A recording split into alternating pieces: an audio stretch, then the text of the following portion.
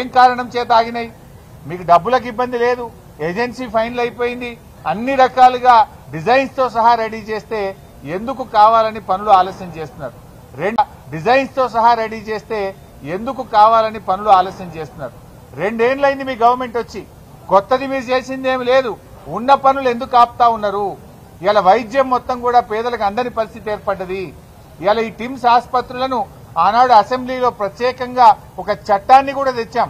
మా ఉద్దేశం ఏంటంటే ఇలా ఇక్కడ సూపర్ స్పెషాలిటీ వైద్య సేవలు అందాలి అన్నది కేసీఆర్ గారి లక్ష్యం. కరోనా కాదు, కరోనా తాత లాంటి కరోనాలు వచ్చినా ఎలాంటి కరోనాలు వచ్చినా ఎలాంటి రోగాలు వచ్చినా ఎలాంటి విపత్తులు వచ్చినా తట్టుకునే శక్తి తెలంగాణ రాష్ట్రానికి ఉండాలి. నా ప్రజలకు మంచి వైద్యం అందాలి అన్నది కేసీఆర్ గారి లక్ష్యం. ఈ రాష్ట్రంలో 10,000 పడకల సూపర్ స్పెషాలిటీ బెడ్స్ ఉండాలని ఒక దూరదృష్టితో 100 ఏళ్ల ముందు చూపుతో కేసీఆర్ గారు ప్రణాళికలు రచించారు, ఆచరణ ప్రారంభించారు. కానీ నేటి కాంగ్రెస్ ప్రభుత్వం కొత్తగా చేసిందేమి లేదు. ఉన్న పనులను కూడా ఈరోజు ఆపే ప్రయత్నం చేస్తా ఉన్నారు. ఆనాడు కేసీఆర్ గారు 33 జిల్లాలకు 33 ప్రభుత్వ మెడికల్ కాలేజీలు పెట్టారు.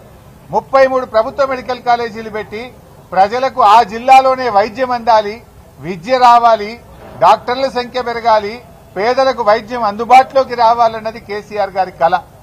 ఆనాడు గత ప్రభుత్వాలు మొత్తం కలిపి తెలంగాణలో 2,850 మెడికల్ సీట్లుంటే 10 ఏళ్ల కేసీఆర్ గారి హయాంలో 10,000 ఎంబీబీఎస్ సీట్లను పెంచడం జరిగింది. ఆ రకంగా చేశాం.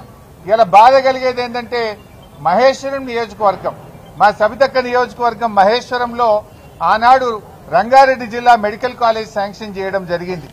ఆ మెడికల్ కాలేజీకి జీవో నంబర్ 86 5/7/2023 నాడు మహేశ్వరంలో మెడికల్ కాలేజీ పెడుతూ ప్రభుత్వం జీవో ఇచ్చింది.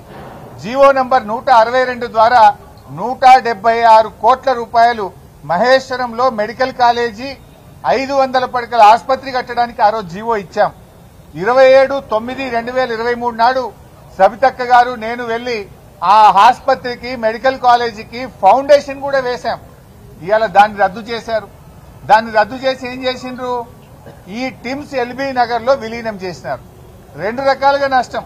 మహేశ్వరంలో మెడికల్ కాలేజ్ వస్తే అక్కడ ఒక ఆసుపత్రి వస్తే అక్కడ పేదలకు వైద్యం దొరికేది, ఇక్కడ సూపర్ స్పెషాలిటీ సేవలు దొరికేది. ఇవాళ జనరల్ మెడిసిన్ మెడికల్ కాలేజ్ వస్తే ఏమైతుంది? ఏ కరీంనగర్లనో వరంగల్లోనో సిద్దిపేటలో మెడికల్ కాలేజీలు ఏ సేవలు ఉంటాయో గవే సేవలు దొరుకుతాయి. కానీ మనము టిమ్స్ ఎల్బీ నగర్ కట్టిన ఉద్దేశం ఏంది? సూపర్ స్పెషాలిటీ సేవలు అందాలి. ఇలా 400 పడకలు ఇళ్లకు వస్తే ఈ 1000 పడకల్లో 400 తగ్గిపోయి పేదలకు ఇలా సూపర్ స్పెషాలిటీ సేవలు దొరకకుండా పోతుంది. అటు మహేశ్వరంలో మెడికల్ కాలేజీ రాకుండా పోతుంది. 2 రకాలుగా నష్టం.